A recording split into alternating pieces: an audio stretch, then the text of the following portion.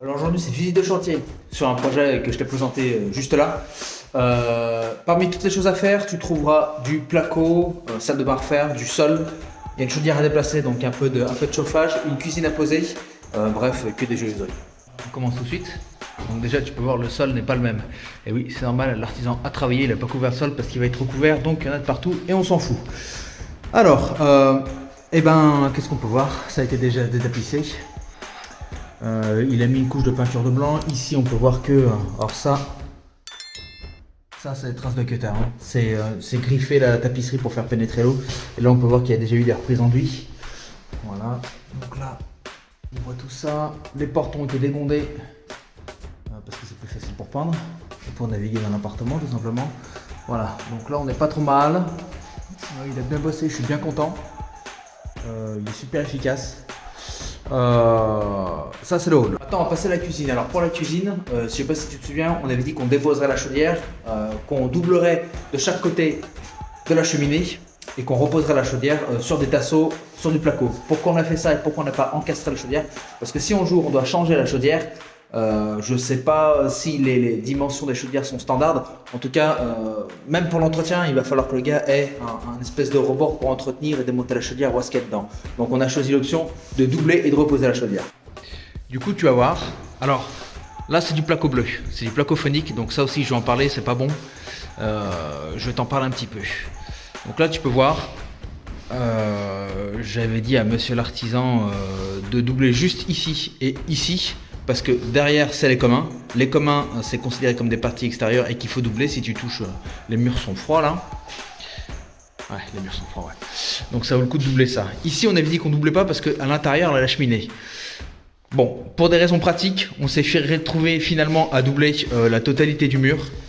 Et c'est pas plus mal, ça crée une isolation supplémentaire. Il y a un petit truc à savoir, c'est que quand tu fais des isolations comme ça, il faut sortir le gaz en fait. Donc là, si tu regardes bien, le gaz a normalement été coupé. Donc il a dû refaire une... Non, le gaz il est là en fait, tu vois. Donc le gaz a été coupé ici. Normalement, il devra le refaire sortir. Tu vois, c'est ce tuyau là. Il devrait le refaire sortir juste devant la cloison. Il faut que le gaz soit découvert, pas derrière la cloison, il ne faut pas qu'il soit caché. Et il va descendre ici. Pourquoi il va descendre ici? Parce que c'est les normes. Moi je sais que le compteur, je me tape bien à le faire déposer parce que de toute manière... non, on sera pas sur, on sera aussi sur du gaz pour le chauffage. Donc ça c'est très bien. Là, ça devrait descendre ici, sachant que cette prise là, ou l'équivalent qui sera avancé, on s'en servira pas parce que ça sera pour les plaques qui seront sur de l'électrique. Alors, qu'est-ce qu'on a d'autre? Donc là, la chaudière a été déposée, comme tu peux voir. Donc là, l'artisan a fait ses petits repères. Donc ça, c'est le départ d'eau, je pense, le retour d'eau, etc., etc. Donc là, il va faire son petit tasseau et puis après, on va isoler et plaquer. Là, on a l'évac et le robinet, donc rien d'anormal. Ah oui, important. Comme on est sur du gaz, alors là, on est sur du chauffage gaz, donc je suis pas sûr que ce soit essentiel. Il faut avoir des aérations en haut et en bas. Pour le monoxyde de carbone. Alors ça, il me semble que c'est plus pour si on a des plaques gaz. Mais bon, ça change pas grand chose dans le cas présent, on le met quand même. Alors ça, tu peux voir, c'est du placo phonique. Là, je pense qu'il y a eu un petit souci, on s'est peut-être mal compris. Le placo phonique, je vais te montrer à côté. Le placo phonique, en tout cas cette gamme-là, c'est du placo qui va avoir une isolation de 5 cm en polystyrène. Alors c'est ça qui est pas bon en fait dans notre cas présent. J'ai regardé, l'artisan m'a envoyé les caractéristiques techniques. Donc ce qu'il faut voir quand tu fais de l'isolation, je reprends, ce qu'il faut voir quand tu fais de l'isolation, c'est ce qu'on appelle le R en fait, c'est un coefficient. Plus ton R est important, plus ce sera isolant. Ton R va être fonction du matériau que tu utilises pour l'isolation, si c'est du polystyrène, si c'est de la laine de bois, si c'est de la laine de verre, et va être fonction de l'épaisseur. Pour avoir une isolation correcte, il faut avoir un R de 3,75. 3,75. Pour la laine de verre, c'est simple. Pour avoir ce fameux R, il faut une laine de 120 en fait, 12 cm et du placo. Donc là, le problème qu'il y a, c'est qu'on est sur du R qui est du 1,9. Donc ce sera pas bon. Donc je vais voir avec lui, je vais être obligé de lui demander de refaire parce qu'après le diagnostiqueur il va passer. Et s'il mesure l'épaisseur, tu vois, regarde. Là, Rien que là, s'il mesure l'épaisseur, il va voir qu'on n'est pas sur du 12 cm. Donc, ce sera pas bon en fait. Il ne mettra pas une bonne note. Donc là, pour la chambre, tu peux voir qu'il a posé son petit matériel. Très bien, pas de souci. Alors ce mur là, il l'a pas doublé, c'est très bien parce que ça va lui éviter du boulot en plus. Mais sinon, voilà, ça a été détapissé. Voilà. Alors attends, on va dézoomer. Voilà. Ça a été détapissé. Écoute, le radiateur qui était là a été déposé. On va regarder si on peut pas le poser comme ça. Voilà. On va voir le salon. Voilà. Donc là pareil, un coup de blanc, j'imagine que c'est pour faire ressortir les défauts, je lui demanderai, j'ai pas encore vu ça.